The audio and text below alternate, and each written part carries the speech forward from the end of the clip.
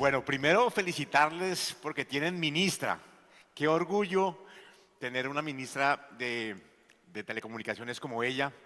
Creo que está dejando el nombre muy alto del departamento. Bueno, yo quiero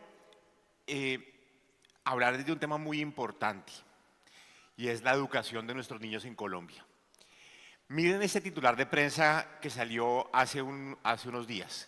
El 70% de los niños de 10 años no comprenden lo que leen. 4 de cada 5 niños menores de 10 años no saben leer.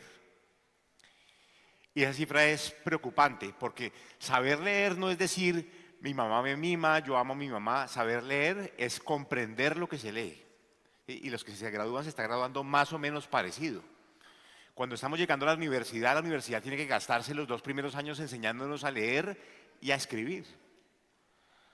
¿Sí? A escribir un ensayo crítico, por ejemplo. Ahora miremos esta.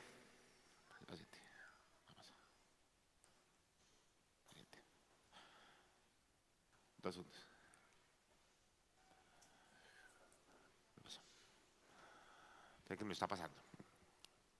Bueno, lo mismo pasa en matemáticas. Estamos quedando, los niños colombianos están quedando en los dos últimos niveles. El 90% de nuestros niños, cuando se gradúan del colegio y presentan las pruebas PISA, pues o presentan las pruebas aquí saber que después se vuelven las pruebas PISA, están quedando entre los dos, de 6 niveles, están quedando entre los 2 más bajos. No estamos logrando que nuestros niños aprendan matemáticas. ¿No funciona? 2 segundos, un problema técnico.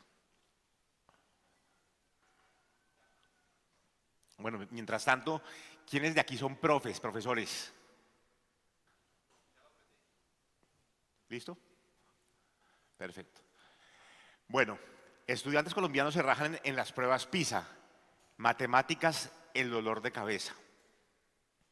Lo que les decía, 90% de nuestros estudiantes de 6 niveles están quedando en los 2 niveles más bajos de desempeño en matemáticas.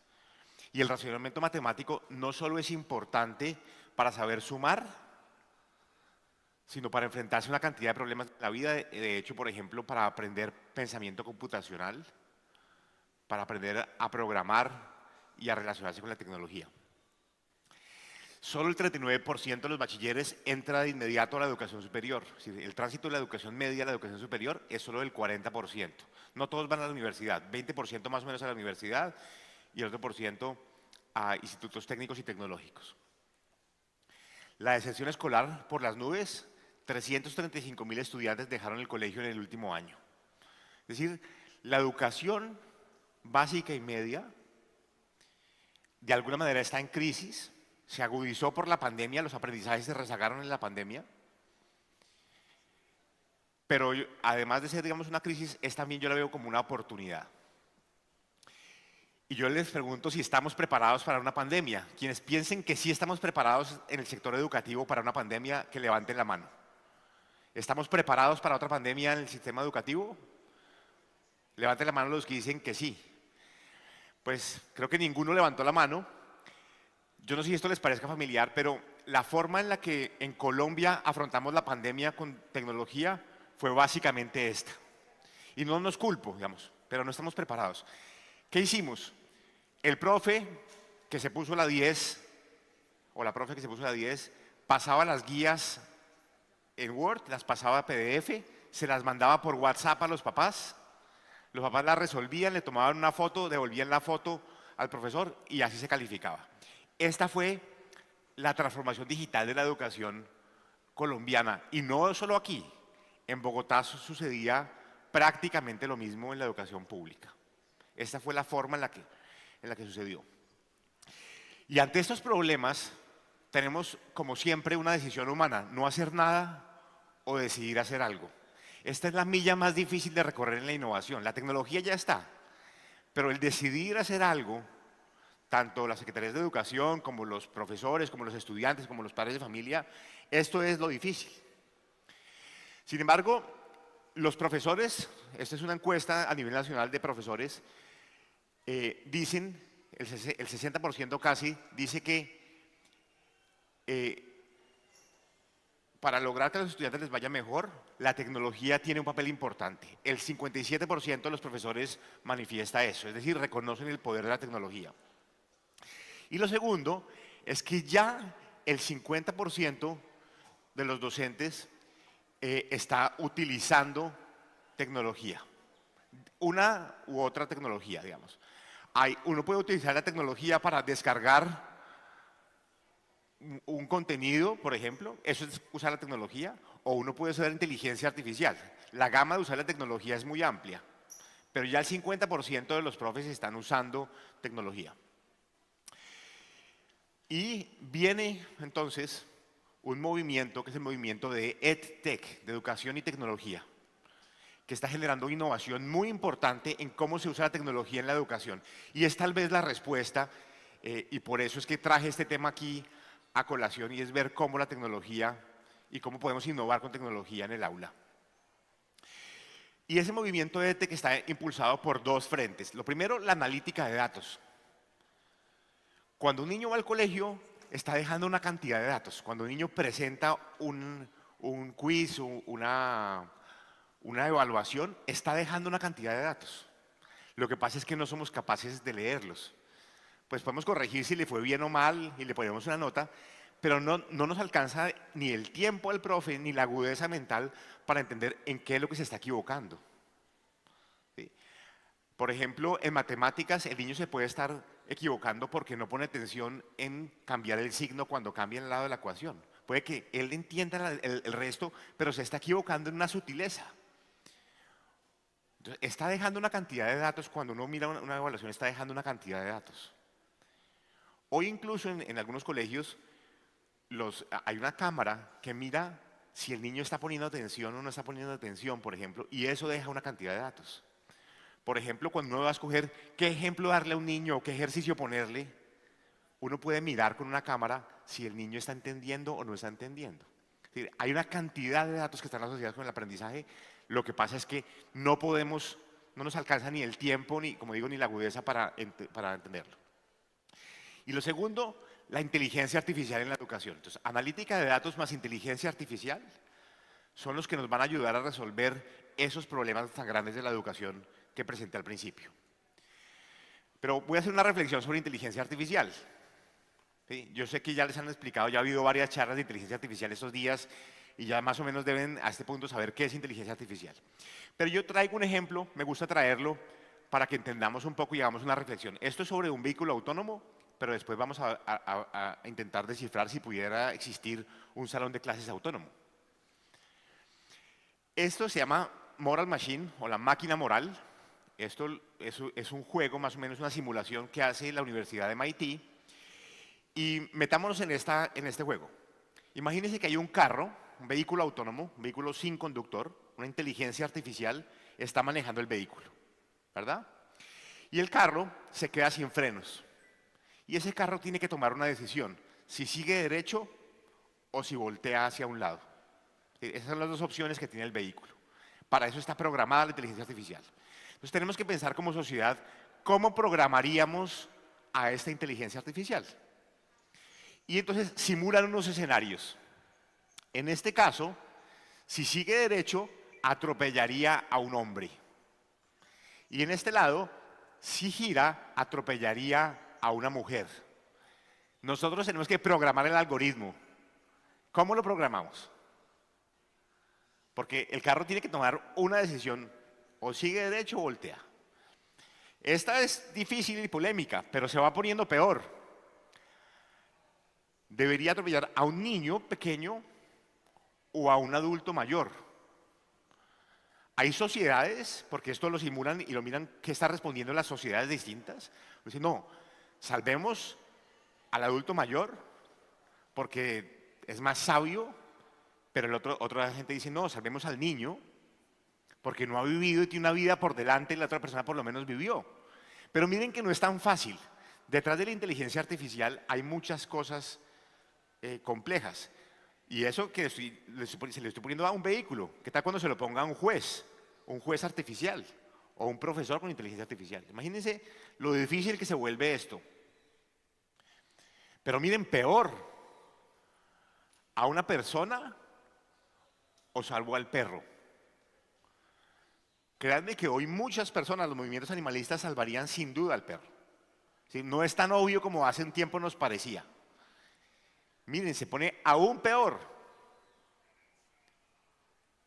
¿Salvaríamos a una mujer médico o a una mujer influencer?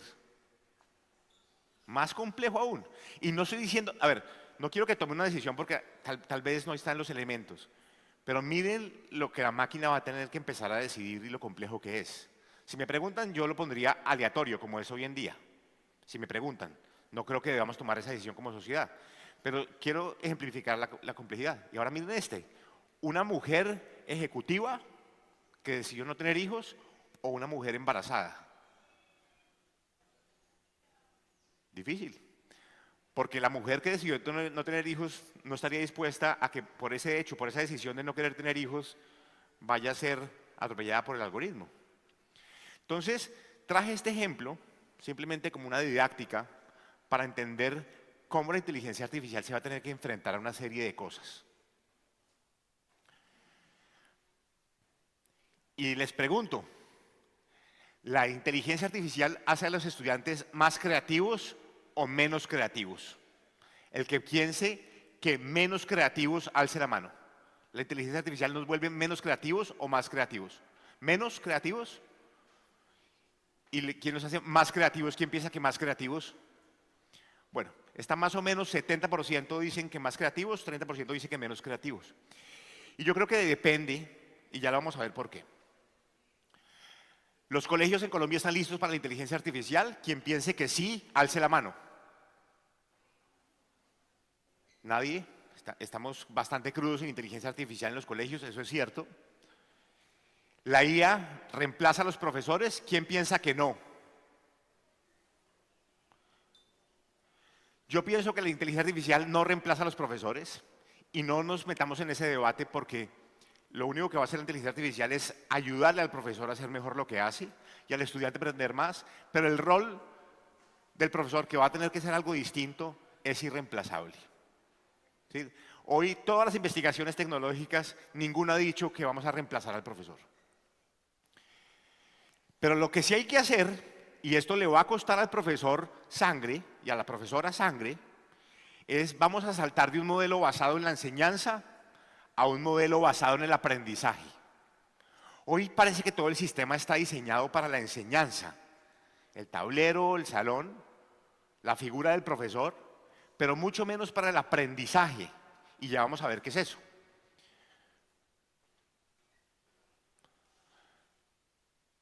Y el aprendizaje, yo lo voy a calificar, y curiosamente, lo prometo que no fue intencional, con 7 A's.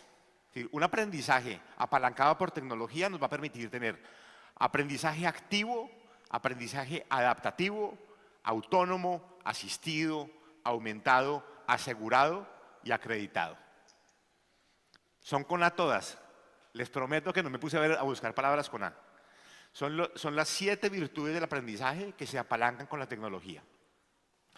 Lo primero, aprendizaje aumentado.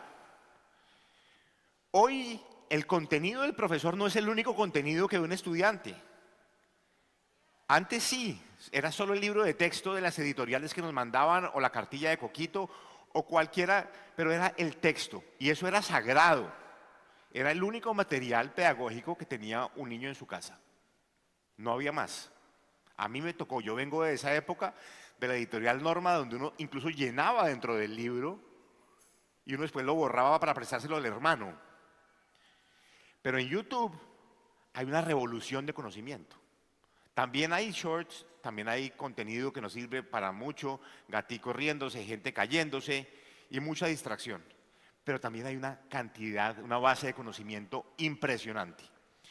¿Conocen ustedes a Julio Profe? El otro día estaba en Boyacá y le pregunté a los estudiantes si sabían quién era la vicepresidenta, si sabían quién era un ministro, si sabían quién era un cantante. Nadie sabía, pero todos los niños sabían quién era Julio Profe.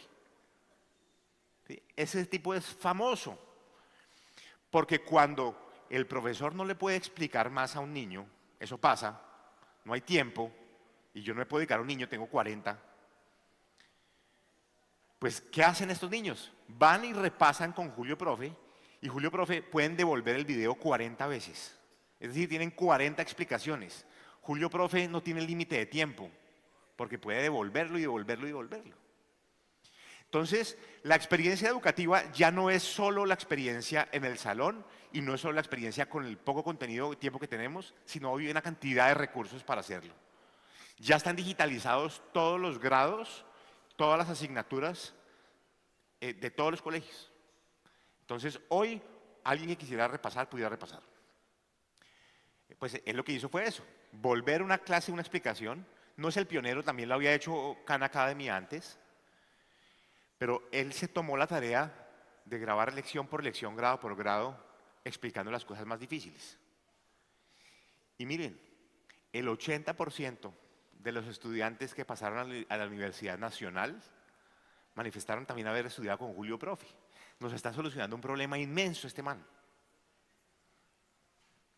Ahora, aprendizaje adaptativo, ¿qué significa? No todas las personas aprendemos igual. Hay gente que aprende a un ritmo, hay gente que aprende a otro ritmo y de nuevo el profesor no se puede adaptar. Tiene que ir al ritmo promedio. Sin embargo, la tecnología nos permite adaptarnos al ritmo de las personas y a los gustos. Si yo aprendo más con ejemplos de aviación que con ejemplos de cocina y me los pone y la herramienta me lo dice, entonces aprendo más porque estoy más interesado. ¿Qué es esto? Es una cuchilla de esas de afeitar, como la canción. Yo no sé si los más jóvenes, porque esto ya no se usa, pero esas eran las cuchillas que uno ponía para... En mi época, y no sé ahora, el profesor que le ponía a uno malas notas era el profesor cuchilla. ¿Sí? Reporten los viejos como yo si le decían así. El profesor cuchilla era el profesor que le rajaba a uno, el que le ponía mala nota. ¿Y por qué ponía mala nota? Pues por lo mismo, porque no tenía tiempo, porque no tenía la capacidad de dedicarse a un estudiante. Y hoy llega Duolingo, ¿conocen Duolingo? Esa aplicación para aprender idiomas. Y cuando uno se equivoca, Duolingo no se burla de uno, no le pone orejas de burro y lo sienta adelante. Duolingo, cuando uno se equivoca, ¿qué hace? Le manda más ejercicios de lo que uno se equivocó. La inteligencia artificial de Duolingo detecta en qué se equivocó uno. Y en lugar de ponerle mala nota, le dice, mire y por esta vía, y por esta vía, y por esta vía. Y va entendiendo cómo es que aprende uno y está preocupado porque a uno le vaya bien. Y es impresionante. Mi hermano le dijo a mi sobrino que le regalaba un viaje si por 1 año y medio estudiaba 15 minutos de francés al día. 15, no le estoy diciendo 1 hora y media, no. 15 minutos de francés. Al año y medio, mi sobrino, sin proponérselo, estaba hablando en francés. ¿Sí? Por 15 minutos repetidos, la disciplina humana más la tecnología que ayuda, pues generan eso. Aprendizaje activo. Hoy está muy de moda el aprendizaje STEM, sobre todo porque el estudiante se cansó de repetir y hacer planas. A mí me tocó todavía un poquito las planas, que me dictaban y no escribía. Entonces el estudiante necesita que una herramienta le responda, ¿sí? Que si hace algo, interactúe con él. Y la inteligencia artificial genera ese tipo de interacciones. Hay una plataforma que se llama Scratch, no sé si la han visto, pero básicamente los estudiantes programan por bloques un muñequito que se mueve y hace lo que uno quiera, pero lo tienen que programar. Y eso tiene un efecto impresionante en el aprendizaje porque el niño siente que le están respondiendo, que puede controlar algo del mundo. Aprendizaje asegurado. Y es que hoy yo no puedo asegurar que el niño esté aprendiendo o no, solo puedo cuando le hago una evaluación, pero ya de pronto es demasiado tarde. Sería interesantísimo poderse uno saber en qué se están equivocando todos los días para que la siguiente clase uno pueda reforzar y reforzar. Y por eso hoy existen plataformas donde el estudiante hace la tarea en la casa, el profesor sabe qué conocimiento le quedó, qué conocimiento no le quedó, en qué se está equivocando y llega a la siguiente clase a reforzar eso que el estudiante se equivocó. Hay una que se llama Gradescope, pero hay muchas, que lo que hacen es simulan los mismos ejercicios que dejaron en clase, los estudiantes lo diligencian hacen todo el proceso y el profesor puede entender en qué se están equivocando. Aprendizaje autónomo, un poquito el ejemplo que estaba poniendo yo de mi sobrino o de Khan Academy.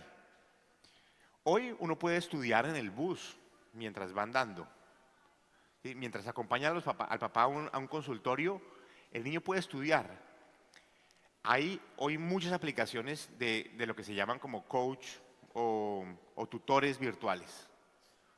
Una inteligencia artificial, de nuevo, que sirve de tutor y el niño va haciendo las cosas y van como en diálogo y le va poniendo retos al estudiante y el estudiante va respondiendo y lo puede hacer de manera autónoma y de manera descentralizada y de manera asincrónica, es decir, no tiene que estar el profesor ahí, lo puede hacer el estudiante autónomo.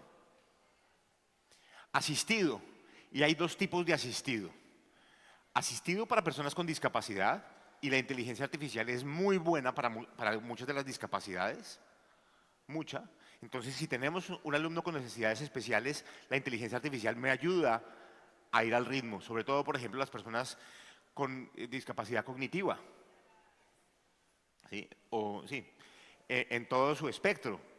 Para niños, por ejemplo, con autismo, es muy buena, porque es como, digamos, el profesor generalmente no necesariamente le llega al estudiante, en cambio la inteligencia artificial puede ayudar a asistir esa relación. Pero también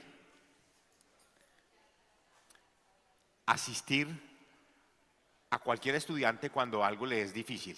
Y vamos a mirar un poco. Yo manejo este concepto de estudiante aumentado. Imagínense que es como si fuera un cyborg, pero no un robot así, sino es el mismo estudiante de carne y hueso, pero con una pequeña ayuda. ¿Se acuerdan de Pepe Grillo, el de Pinocho? El grillito que se le paraba a Pinocho aquí a decirle cosas. Imagínense el mundo de posibilidades con un estudiante que no es reemplazado, sino que tiene un premio Nobel, un grillo, acá. Porque la inteligencia artificial hoy, como tiene la capacidad de leer todos los papers de investigación de los premios Nobel, es como si fuera un premio Nobel. Es así de inteligente, es impresionante. Entonces, ese premio Nobel que está en otra parte, generalmente en las grandes ciudades, ahora lo puede tener un niño al alcance de su mano. Y obviamente, esos son los tres niveles: usar la inteligencia artificial, entender la inteligencia artificial y crear la inteligencia artificial. En Colombia estamos acá. Pues hay gente que está acá, pero el 99% de la gente está acá, o estamos acá. La estamos usando, empezando a usarla, pero no la entendemos 100% qué es lo que está pasando atrás. Y sobre todo, no estamos creando inteligencias artificiales. Ahora les pregunto, ¿ustedes han experimentado con algún tipo de inteligencia artificial? Sí, levanten la mano. Quienes han experimentado, ChatGPT. Bueno, ahí quiero decirles que los que buscan con Google están usando inteligencia artificial ya. Quienes buscan una traducción ya están usando inteligencia artificial. Yo me atrevería a decir que el 100% de ustedes ha interactuado con algo de inteligencia artificial. Y estas son las que yo más uso. Gemini de Google, ChatGPT, que la compró Microsoft, Claude, Grok y Copilot. Esas son como las más usadas. Yo les hago una recomendación. Si tienen espacio en el celular, bájenlas todas y las ponen todas en un grupito y las exploran cada vez que quieran, cada vez que puedan, para lo que vayan necesitando. Y siempre, no sé si se acuerdan de los memes de si uno debería decirle por favor y gracias a la inteligencia artificial. ¿Han visto? Y después dijeron, no les digan eso porque eso consume mucha energía. Yo soy de los que creo que sí, hay que decirle por favor y gracias. Por dos razones, una ética y una práctica. La ética es que cuando uno empieza a tratar mal, es decir, hoy intentamos tener una regla de respeto entre las personas y hace un tiempo con los animales éramos muy despectivos y hoy los aprendimos a tratar bien. Yo creo que eventualmente también va a llegar un momento en el que la máquina nos va a exigir algo de respeto. Lo mínimo, no perder los modales, porque es como esclavizar a alguien diciéndole, hágame esto, hágame esto. Entonces yo creo que no hay que perder los modales, eso lo digo yo desde el punto de vista ético. Pero desde el punto de vista práctico, cuando yo le digo a alguien, hágame, yo no me involucro. Y esos son los usos de la inteligencia artificial que nos están quitando la creatividad. Cuando el estudiante le dice, hágame la tarea, hágame el ensayo. Esa es la forma de esclavizar la herramienta y la forma en la que la herramienta nos suplanta. Entonces nosotros nos estamos volviendo brutos y la máquina se está volviendo inteligente. Pero cuando uno pide el favor, imagínense, les voy a poner aquí el ejemplo. Y aquí hay que reflexionar qué docente queremos y qué estudiante queremos con inteligencia artificial. Y lo tenemos que tomar una decisión que nos va a marcar para toda la vida. En lugar de tener estudiante suplantado, tener estudiante aumentado, y en lugar de tener docente suplantado, docente aumentado. Y la clave está en el prompt. El prompt es la forma en la que uno le pregunta a la herramienta. Y miren esta diferencia. Hágame un ensayo, esa es la típica, hágame un ensayo de tal cosa. Y miren este prompt.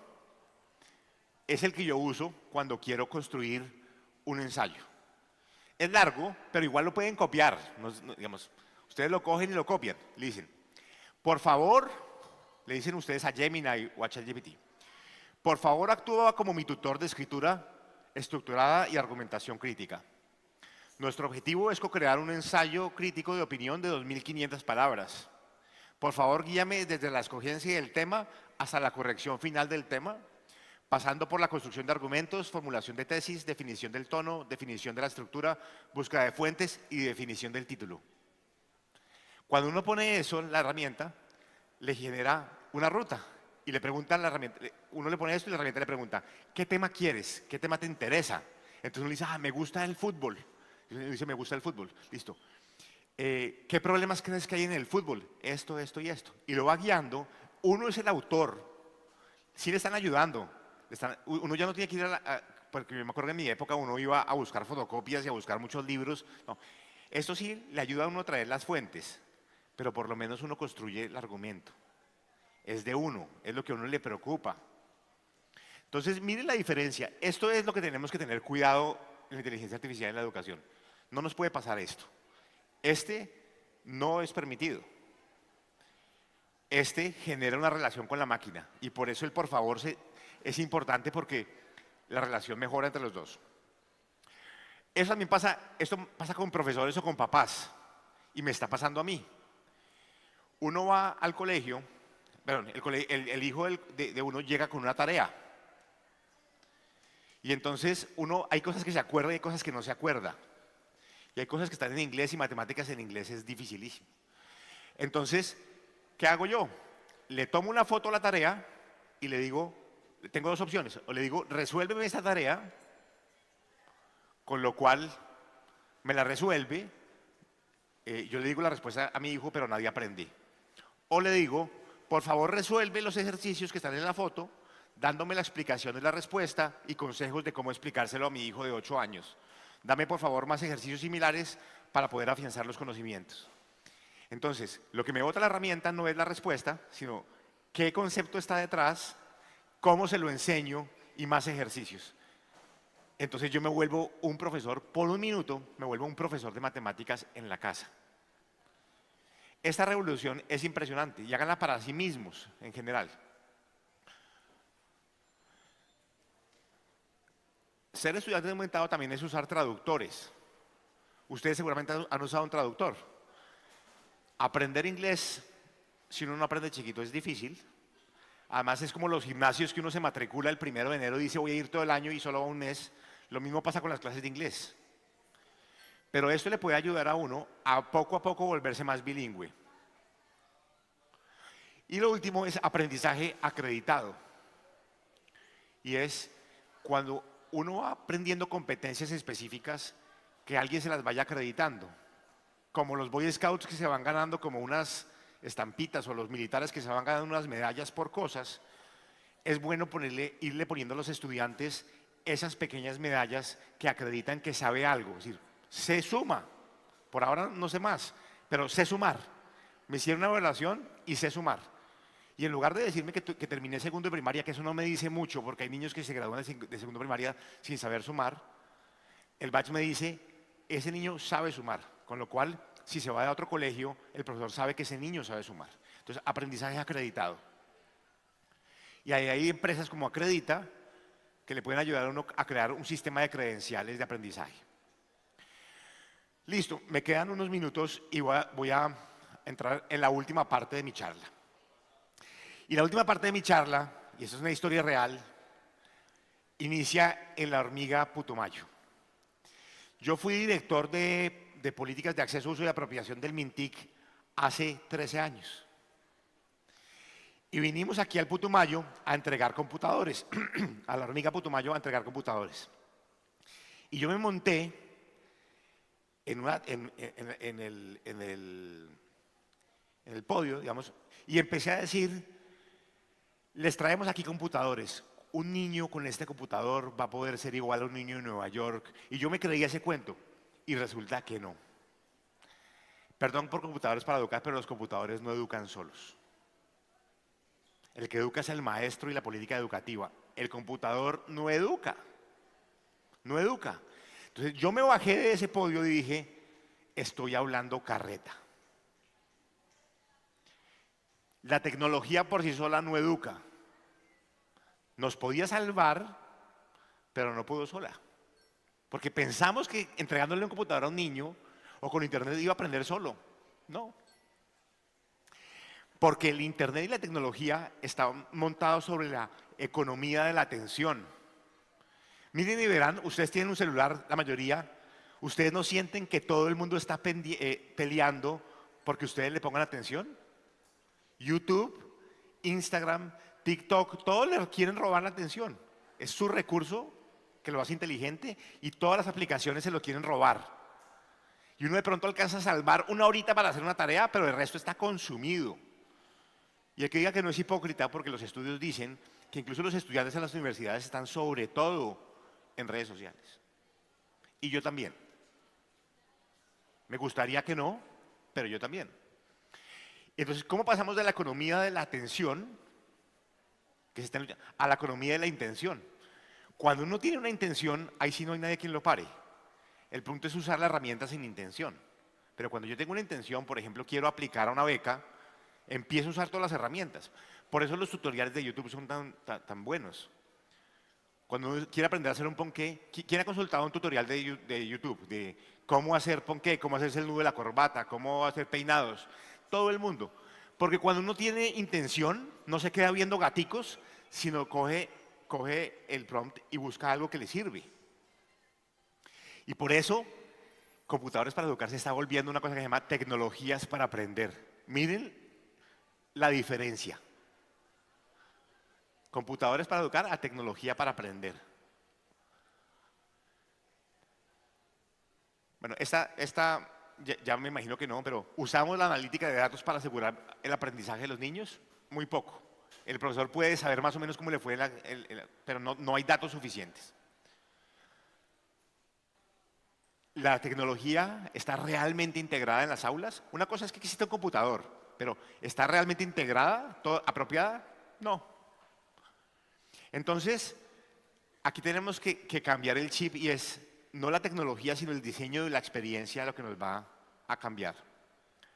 Y por eso traigo un concepto, que es el concepto final, que es el concepto de artefactos. Ya vamos a ver qué es un artefacto. Porque la transformación digital, miren, la tecnología es lo último. Antes tiene que cambiar la cultura del estudiante y del profesor.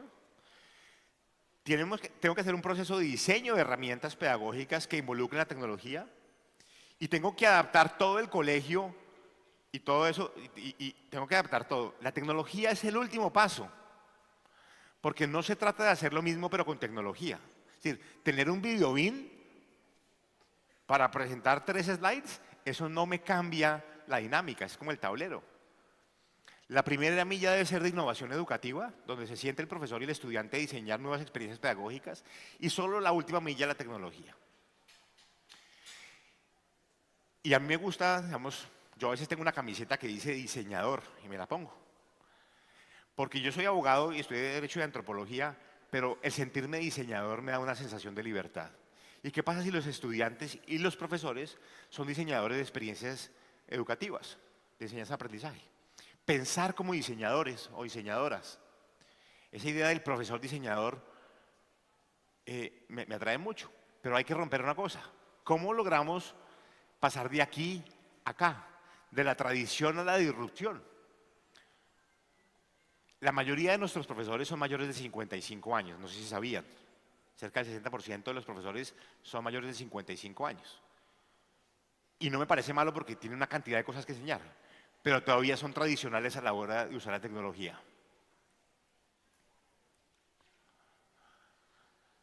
¿Cómo logramos cooperar entre el docente y el docente y entre el docente y el estudiante para diseñar estas herramientas pedagógicas? Y estos son ejemplos de profesores que decidieron cooperar. Khan Academy, Julio Profe y Sergio Llanos. Y seguro como esos hay muchos más que decidieron colaborar. ¿Y cómo intercambiar experiencias? Hay de hecho un libro que se llama Design Thinking para Educadores que les ayuda a los profesores a diseñar experiencias educativas. Es gratuito, descárguenlo de la red si quieren, si quieren tomar una foto, es gratuito. En la pandemia, miren la creatividad de los profesores. Esta señora usó unos ganchos de ropa, una silla Rimax, para poder ponerle el celular, porque no tenía trípode, estaba encerrada en su casa, para poder dar una clase. Eso es irreemplazable, esa es la vocación del profesor. Esa es la vocación y el amor que el profesor le tiene a los estudiantes. Miren esta profesora de preescolar, los niños de preescolar en pandemia sufrieron mucho porque la tecnología no los enganchaba. Una profesora, un profesor de mi hijo del jardín tuvo una idea genial. Era el profesor de educación física. Yo me decía, no, educación física en pandemia no se puede. ¿Saben qué se inventó él? Un juego por la cámara que les decía, vayan y recogen las medias rojas de su papá. Entonces iban corriendo y volvían. Los niños no sentían que estaban haciendo ejercicio, pero estuvieron 45 minutos haciendo ejercicio porque les puso cosas por la casa. Entonces miren que no solo la tecnología está presente, pero es también la didáctica del profesor la que lo involucra. Entonces, ¿cómo logramos ensamblar piezas? ¿Ustedes conocen este ejercicio que se llama el cadáver exquisito? ¿No? Es un ejercicio de escritura donde alguien empieza a escribir una parte del texto, después otra persona sigue y lo completa hasta que termina una historia construida por todos. Eso se llama cadáver exquisito. O un collage. Una cola de pescado, insecto, ave. Y eso ensamblado se llama cadáver exquisito. Entonces, esta es mi última idea, con eso termino, y es cómo armar artefactos pedagógicos con tecnología. Lo primero, aceptar que la tecnología es solo uno de 8 elementos. Esto no es tecnológico. La tecnología solo está acá. Y además ya está inventada. No es crear cosas necesariamente. Ya pueden usar tecnologías que existen y que son gratuitas. Pero ¿cómo hago yo para tener el resto? Entonces, lo primero es, yo tengo que modificar una acción. Voy a buscar el verbo. Puede ser el verbo aprender matemáticas. Tengo que escoger mi campo. Lo segundo es que tengo que ver qué problema tiene. Entonces los niños no están entendiendo algo. La intencionalidad pedagógica es lo más importante. Que el profesor diga, ¿qué quiero hacer con este artefacto? Que lo declare. Después sí busco las herramientas tecnológicas. Después busco herramientas que no son tecnológicas como los títeres de la profesora que les mostré. Una metodología, que es la magia, porque es la que engloba todo, la metodología. Unas acciones complementarias que toca tener. Y le pongo un nombre al artefacto, lo nombro. Y les voy a poner un par de ejemplos. ¿Quién ha usado Google Maps para enseñar geografía? Sí, de pronto hay poblaciones que están aisladas, que no van a viajar por todo Colombia y nunca van a conocer de pronto el mar. O no van a conocer la Sierra Nevada de Santa Marta. Pero con Google Maps se la puedo mostrar.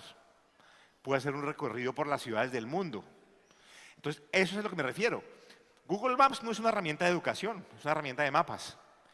Pero la intencionalidad pedagógica vuelve ese Google Maps una herramienta para enseñar geografía. En la pandemia, ustedes conocen Google Street View, que le deja ver a uno las calles por las que va andando. Ustedes saben que Google lanzó un concurso de fotografía en la pandemia, donde la gente lo que iba era recorriendo y uno puede mirar un poquito para arriba y era encuadres de Google Maps y enseñaron fotografía con Google Maps. Un profesor de inglés usó Netflix, una serie que se llama Friends, para enseñar inglés. Entonces le pedía a los estudiantes que miraran un capítulo, que pusieran pausa, que reescribieran las cosas y la metodología volvió una herramienta que no era tecnológica, que no era para la educación. Netflix no es para la educación, pero es la metodología la que lo vuelve así. WhatsApp, por ejemplo. Es decir, uno puede usar cualquier herramienta tecnológica como una herramienta educativa. Entonces, mi idea es pensar más que en tecnologías, pensar en artefactos que unan intencionalidad pedagógica, metodología y herramientas digitales para realmente transformar la educación. Eso es lo que hacen las EdTechs. Todas estas EdTechs y muchas más, en la Asociación de Colombia EdTech ya hay 250 empresas de educación y tecnología que hacen esto. Si ustedes, alguno de ustedes, quiere resolver un problema de educación, que como les dije es muy importante, y sigue la metodología de artefactos, puede crear su propia empresa de educación y tecnología, su propia EdTech. Hoy en Colombia hay unas como Platzi, por ejemplo. Ustedes conocen Platzi, es una de esas empresas de educación y tecnología. Y entonces la idea es que ustedes puedan crear su propia EdTech usando esta metodología de artefactos y poniendo, como les decía, la pedagogía y a las personas en el centro. Muchas gracias.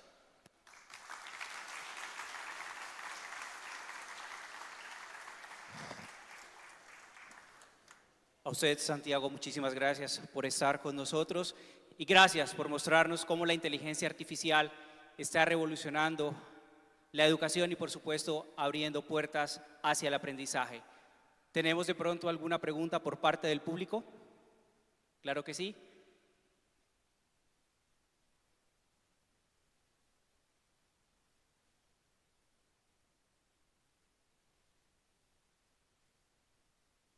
Hola, buenos días. Gracias por su conversación. Mi nombre es Mauricio Revelo, yo soy docente de la Uniputumayo. Dicto todo el tema de SIC en hidrología y un tema de gestión ambiental. La pregunta va básicamente al tema ambiental. ¿De qué manera usted me puede citar al menos 2 ejemplos de cómo la inteligencia artificial se ha implementado en el tema de la economía circular en Colombia o en algunas zonas que usted por experiencia conozca?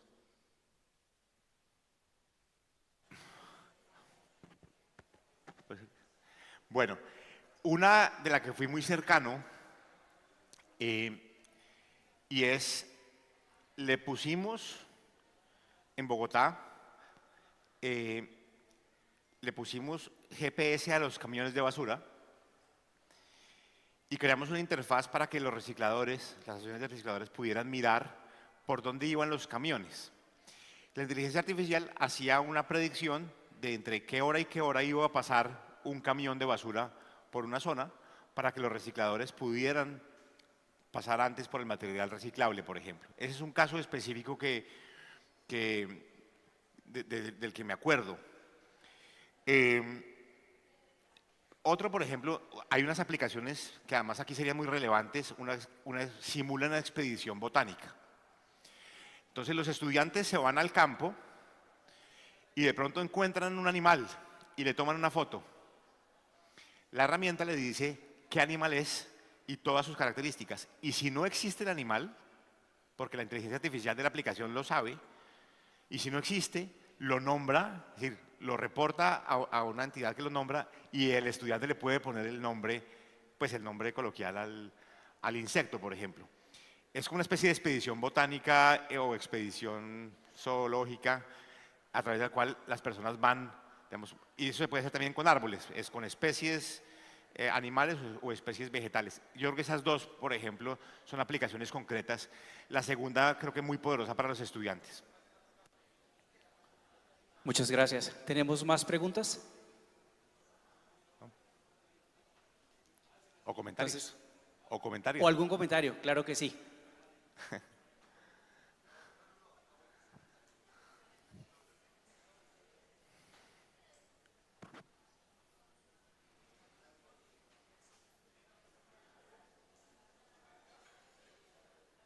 Muy buenos días para todos. Santiago, estamos aquí las profes complacidas con esta conferencia que nos acaba de dar. Ya quisiésemos que hubiésemos estado todos los docentes de aquí de Mocoa al menos. Yo soy docente de inglés de la Institución Educativa Santa María Goretti Y estoy emocionada por todo lo que acaba de decir, porque mi proyecto Leguay, que lo creé con el doctor Johnny Cerón, que es docente de aquí de Uniputumayo y que ha tenido reconocimientos hispanoamericanos como Eduteca, pues evidentemente, sin detenerme a pensar, reúne todos esos aspectos que usted acaba de mencionar con la A. Y pues seguiremos innovando desde la escuela. Digamos que la resistencia que hay es que mis colegas quieran incursionar en la tecnología y especialmente ahorita en la inteligencia artificial. Hay muchos, digamos, oposición a ella precisamente porque nos va a reemplazar, que porque no vuelve a los niños creativos. Y bueno, son debates que a la larga se tienen que dar y que desde la Secretaría de Educación Municipal y Departamental se abran esos espacios justamente para que nos capaciten y para que haya una alfabetización digital, porque es urgente. Agradecerle y espero poder obtener esta diapositiva y esta presentación de tan excelente y oportuna conferencia. Muchas gracias. No, a ustedes muchas gracias. Listo. Santiago, por aquí tenemos pregunta. Buenos días, Santiago. El tema de los GPS instalados en los camiones de basura que ayudan a la ciudad a tener un equilibrio en cuanto al reciclaje o una correlación entre la empresa y los recicladores. ¿Hace cuánto viviste la experiencia y cómo ha funcionado? Si ha habido mejoras en porcentajes, entiendo mejor. Sí, y de hecho ha evolucionado. Esto fue hace más o menos unos 5 años que empezó y logramos que en la licitación de aseo obligaran al concesionario a tener GPS. Esto evolucionó porque nos dimos cuenta que estábamos solucionando 2 problemas. El primero, que la gente no sacara la basura mucho antes de que pasara el camión, porque cuando la saca mucho antes pasa de todo, se aglomera, en fin. Y la segunda, que los recicladores pudieran saber cuándo iba a pasar o en promedio a qué horas pasaba el camión y pudieran establecer relaciones. Entonces, lo que hicimos fue ir a las asociaciones de recicladores, compartirles los datos, porque esa era tal vez la parte más difícil, para que ellos supieran, digamos, vieran como los mapas y pudieran planear sus rutas. Y les ayudamos a diseñar sus rutas con base en los tiempos promedio. Sí, eso. Y la evolución es que ahora, tanto recicladores como hogares pueden preguntarle a Chatico. Chatico es la inteligencia artificial de Bogotá, es un chatbot a través de WhatsApp a que le preguntan. Entonces hoy la gente le puede preguntar a qué horas pasa el camión por esta zona y le dicen un promedio. Lo que hicimos fue como automatizar eso para que la gente pudiera tener decisiones en tiempo real. Hola, muy buenos días para todos. Lina Paola Maya, docente universitaria. Una pregunta. Al inicio de su charla, usted mencionó de la realización de los prompts bien dedicados para ello. ¿Usted tiene algún orden lógico que nos pueda de pronto mencionar para crearlo de manera correcta el prompt? Sí. Yo creo que la mejor manera... Existen en Internet varios prompts que ya están hechos. ¿Por qué? Porque es la forma en la que alguien se dedicó de pronto por días hasta pulirlo y que funcione perfecto. Ese que yo les mostré, por ejemplo, el que decía, hagamos un ensayo juntos, le preguntaba, al principio cuando lo hice, le dije, por favor, es más, uno puede construir el prompt con la misma herramienta, entonces uno dice, por favor, dime un prompt que funcione en tu sistema operativo para hacer un ensayo con los estudiantes. El prompt te lo construye la misma herramienta, o la primera versión. Pero cuando lo aplicas te das cuenta que la herramienta te dice, inicia diciéndote, por favor, dime el tema. No le dice ahí. Le pide que la persona ponga el tema de una vez. Y pasa mucho que en estudiantes de 9º, 10º y 11 no se les ocurren necesariamente temas, y ese es el problema inicial en la escritura de ensayos, que no saben sobre qué escribir y se bloquean, el bloqueo de la página en blanco. Entonces, yo me di cuenta que le tenía que dar una instrucción, le dije, por favor, no me pidas el nombre, sino pregúntamelo al inicio para tal cosa. Entonces, lo fui corrigiendo y refinando hasta que salió el prompt que me funciona a mí para el método que yo tengo. Entonces, mi sugerencia es, de pronto, pregunta un prompt, pregúntale al mismo ChatGPT que te genere un prompt, dile, hazme un prompt o una ruta de prompts para tal cosa. y lo vas puliendo. Si te das cuenta que no funcionan los estudiantes porque empezó demasiado después, pues tú le dices que se devuelva. Y sobre todo, entrégale un rol a la herramienta. Eso es lo más importante. Tú vas a hacer el rol de profesor, el rol de tutor, el rol de tutor de escritura creativa, y eso le asigna, digamos, más competencias a la herramienta. ¿Sí? Y te vas a ir dando cuenta que tú lo puedes ir puliendo. Después de un mes, y no importa que te demores un mes, vas a tener uno que se acomoda a tu realidad. Y ese te va a servir para siempre. Esa es mi sugerencia.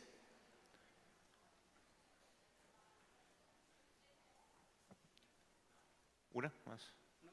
Sí, una más.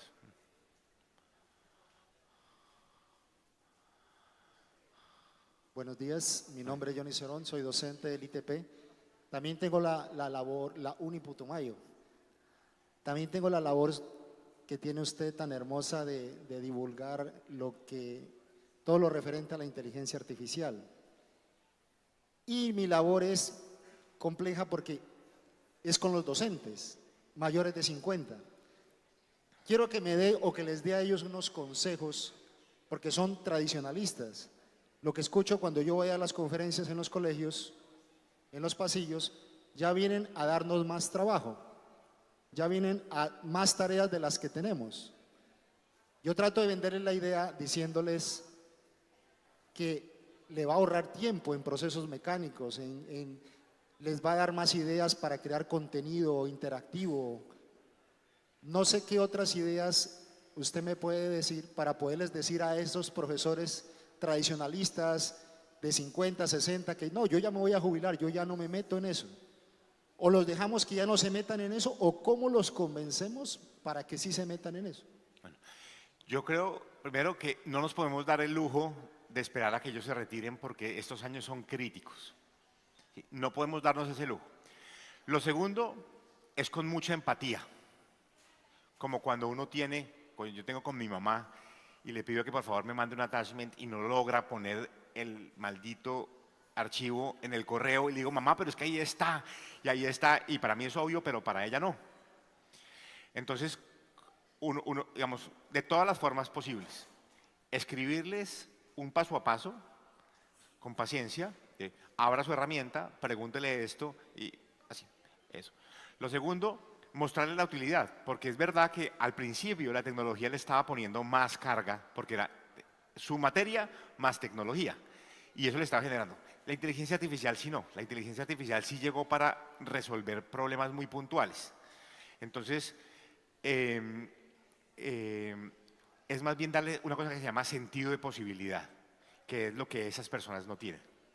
Es saber qué pueden hacer con la herramienta, se llama confianza creativa y sentido de posibilidad, que son los que se van perdiendo en el proceso rutinario de la educación. Y ese sentido de posibilidad es decirle concretamente qué 5 cosas puede hacer con la herramienta. Entonces, por ejemplo, y empezar a lo que se llama en este mundo como cacharrear. Entonces, si usted tiene ejemplos concretos y prompts concretos, dárselos, como a la mamá. Yo a mi mamá le tengo que decir estas 3 cosas y ya me puede mandar el attachment, pero porque yo le dije, 1, haz esto, 2, esto, y entre más claro soy, mejor. Le pongo la foto y le digo aquí, con una flechita, y me pasa mucho porque mi mamá tiene un computador que yo usaba hace mucho tiempo y a veces necesito cosas que ella tiene. Entonces, yo le escribo específicamente el paso a paso. Y pregúntele usted mismo a ChatGPT cómo enseñar a un compañero profesor y va a ver la cantidad de ideas que le da. Porque yo hago eso, ¿cómo le explico a mi mamá tal cosa? Y le dice, y me lo genera. Y hacer muchos talleres prácticos. Y usted mismo ser evangelista en el sentido de, por ejemplo, yo no soy cómo funciona un ejercicio de matemáticas, como los niños a veces no escriben tan claro, los números no los escriben tan claro cuando son chiquitos, pero uno puede decir en qué se está equivocando mi hijo. Si uno hace las preguntas correctas, la herramienta le va a generar mejores cosas. Entonces lo que digo es, si usted levanta casos de uso muy concretos, y no son 45, y no es por moda, y no es obligado, y no es señalando, porque al principio lo que hicimos fue señalar a los que no, pero esa forma solo metió a algunos a la tecnología, pero a otros los dejó rezagados, a los que están. Generalmente las herramientas tecnológicas tienen como una curva. Primero vienen los early adopters, los que quieren y están muy contentos. Después vienen los seguidores, los tal cosa, y después vienen los negados, los que no lo van a hacer. Y hoy ya estamos en esos últimos y esos últimos no van a responder al señalamiento. Toca responder a la oportunidad, al tiempo, en fin. Bueno, listo. Santiago, nuevamente, mil gracias por haber estado con nosotros. Lo despedimos con un fuerte aplauso.